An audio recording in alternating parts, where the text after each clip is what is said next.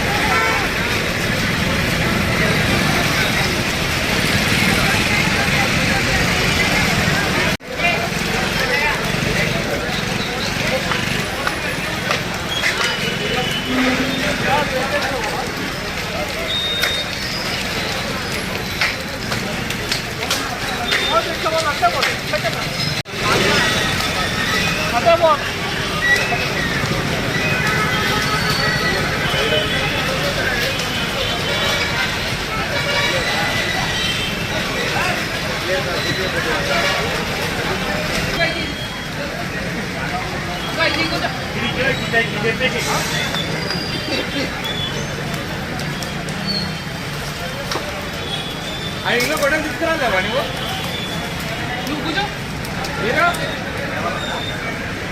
చదివాలి పోవాలి.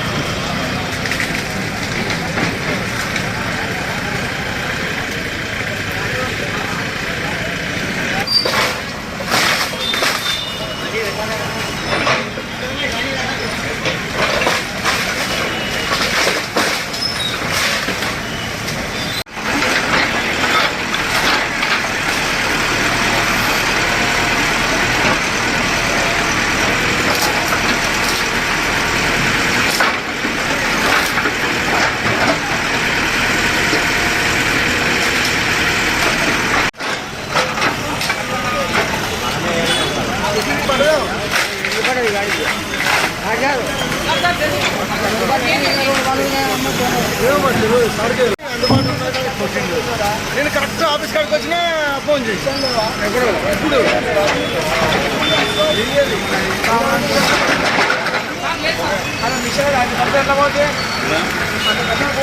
బాబు